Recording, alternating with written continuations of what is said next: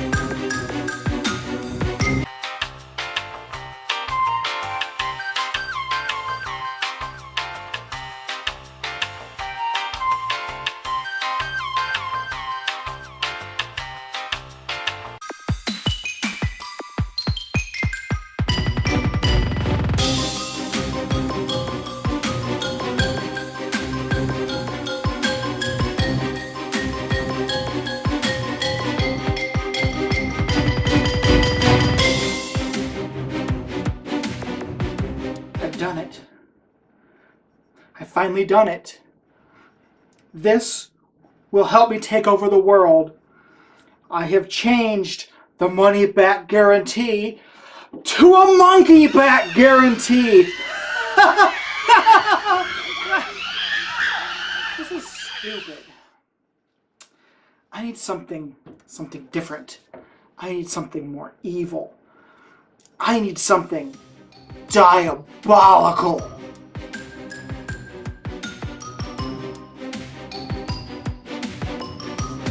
In Diabolical, you are competing against other evil villains, attempting to collect the most points by using minions to help complete objectives that are throughout the game.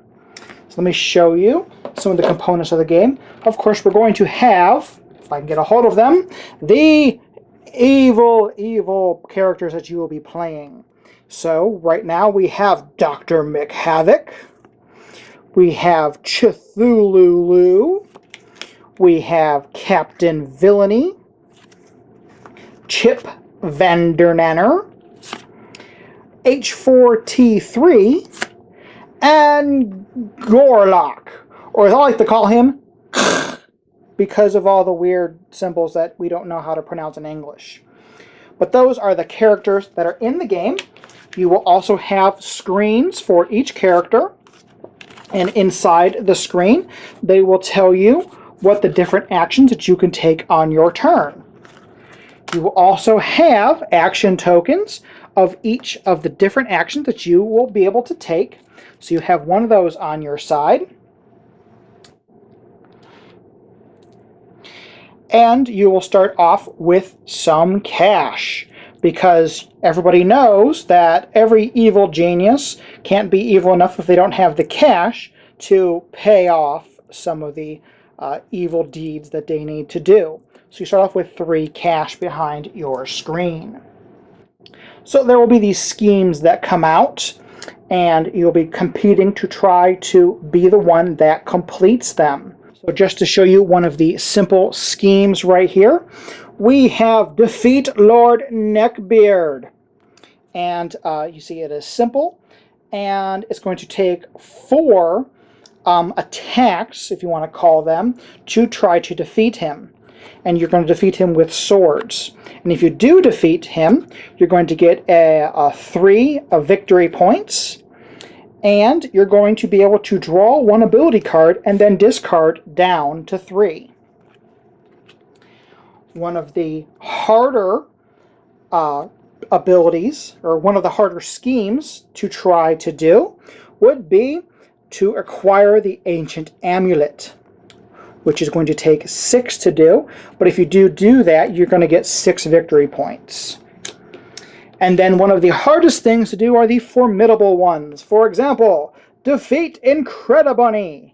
Because Incredibunny is extremely hard, it takes 8 to be able to defeat Incredibunny. But if you do defeat Incredibunny, you get to draw 3 ability cards and then discard down to 3. Now, I mentioned ability cards before.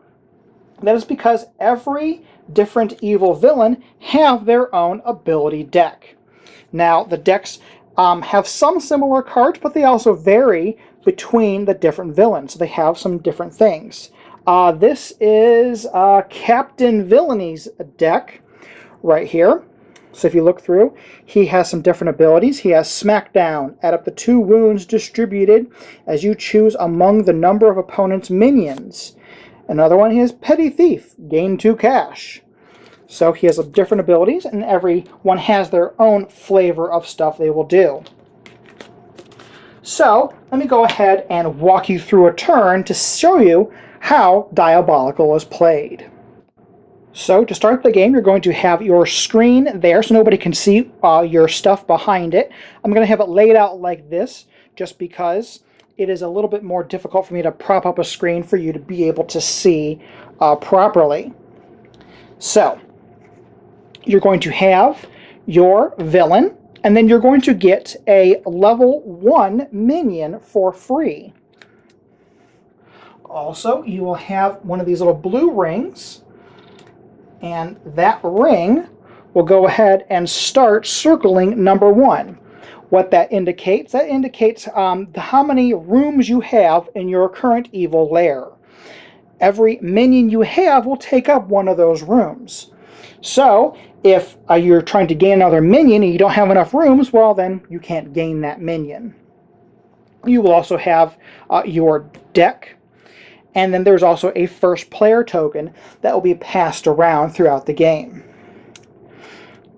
With your deck, you're going to go ahead and draw 3 cards. Let's go have a look, and I'm playing H4T3, who is the evil AI trapped into a cell phone.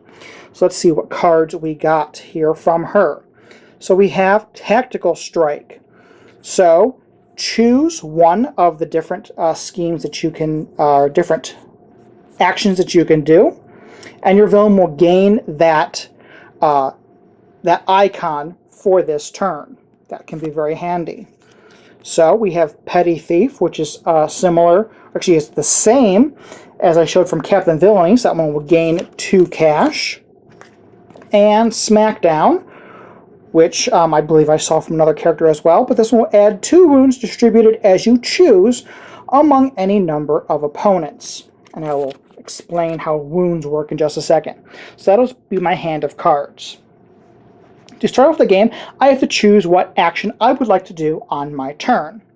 Now, the different actions, let's just zoom in here, and I will show you that you can attack. And if you attack, you add a wound to any minion, and then you're going to add up all your swords across all of your minions and villain, and you're going to go ahead and take that many tokens off any of the schemes. We have loot, and loot will gain you 3 cash.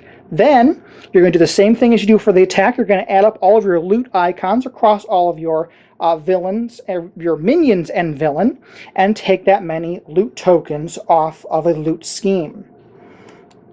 Build will add 1 room to your lair, so you move that notch up 1, so that way you'll have room for another villain. And then you're going to add up all of your hammers across everything and go ahead and take points off those schemes. And then there is Gather Power. With Gather Power, you have a couple of different options. You're going to choose 2 of them. So you can recruit minions, and when you recruit minions, you're going to draw 3 cards from the minion deck, plus the number of refresh or Gather Power symbols that you have. And then you can go ahead and hire any of them that you can pay for with your money. You can also heal minions. You get to heal 1 plus the number of Gather Power icons you have across. And you can also draw ability cards. So if you want to draw more cards, this is the only way to do so, because there is no draw phase in this game. So that'll allow you to draw 1 card plus each for every symbol of the Gather Power that you have. So let's go ahead and let's set up for a turn here.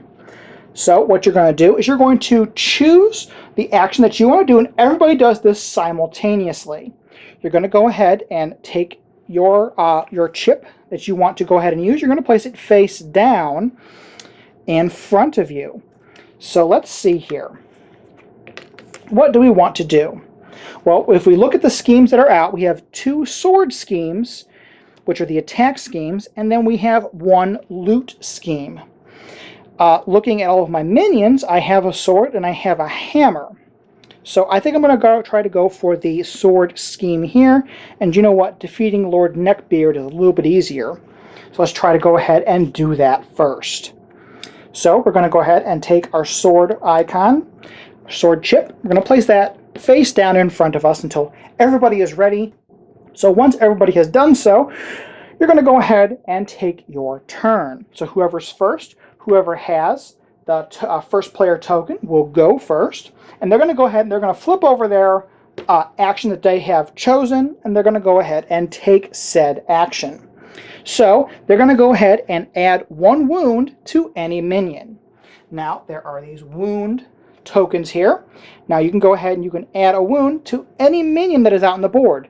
Now of course you don't really want to add a wound to your own minion, because when you add a wound, what that does is that will cover up their icon, and then that icon cannot be used by that villain.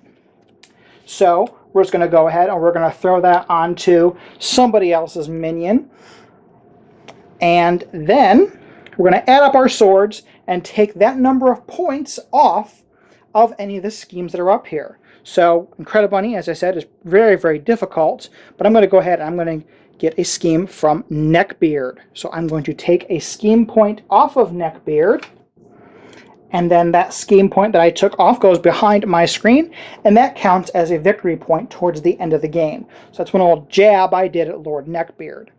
Now, one of the strategies are you have to be very careful, because whoever takes the last point off of whichever scheme you're doing is the one that gains that card, gains the bonus, and they also gain whatever the text is on that card. So you don't always want to weaken them so far down and let somebody else go ahead and steal the victory.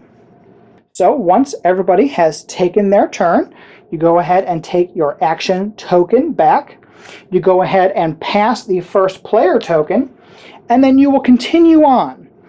Once somebody has cleared off all of the tokens from one of the schemes, they will place that scheme behind their screen, and they'll get to do the action that is on there. And then a new scheme will come out from the deck that is right above it. You will add the tokens to it for however much it costs to try to defeat it. So, for example, let me get into the light here. We have Rig the Global Stock Market, which is formidable, which is an 8 to try to get this done. So we would put 8 points worth of tokens on there, so that way we know we can pull those off. Once any one of these decks run out, that is when the end of the game is triggered. Everybody will count up their points, and you will see who has won the game. Now, just to show you some of the minions that are available. For example, I have the Grumpy Sock Puppet. So here we have another one. We have a Toy Constructobot, Grumpy Sock Puppet, and then we have Angry Sock Puppet, who is a 4. So when you go to hire him, he's going to cost 4, but he gives you 2 swords, which is very cool. We have Blob the Builder, which is one of my favorite cards. We absolutely love that. I played that with some of my friends that have a 3-year-old, so they're quite familiar with Bob the Builder, and they found that quite funny. We have another Constructobot. We have Aura-Kill, Hypno Kitten, which is 0. It's free to hire the Hypno Kitten. That is fantastic. What else do we have here? Blob's the Builder. We have Pilfering Witch. See here. We have a Centipede Stealer. And there's a whole bunch of different flavors of stuff. Kooky Monster. He's a 6, but he gives you tons of action icons, which is fantastic. But that is a brief look at Diabolical. Punchboard Media, where we all bring something to the table. Pull up a chair at punchboardmedia.com. So that is Diabolical. My group really enjoyed this game. It plays fairly quickly. The scheme decks aren't that big because you only put a few cards in each, and you can actually pull out some of the tougher schemes to make the game a little bit shorter if you want to. Especially good with a learning game. This one was a lot of fun. We liked the different flavor of villains each person was able to have. It was fun to kind of switch it up and have different schemes, and really fun if you have people that like to really play along and get into character. That was a lot of fun with this game. I actually had my friend Zach said that he would actually consider replacing King of Tokyo with this game because he felt that it scratched the same itch. Whereas you're kind of attacking each other and then trying to collect and get the points. So it kind of did something that he liked in a little bit of a different way. I personally wouldn't get rid of King of Tokyo. I like dice chucking games, but this is a welcome addition to my collection. So if this looks like something that you would enjoy, down below I'm going to have a link for their Kickstarter once that goes live. So in closing, thank you so much for watching. Please do not forget to like, share, subscribe, and help support Cloak and Meeple. Now, with a monkey back guarantee. No, I'm going to cancel that.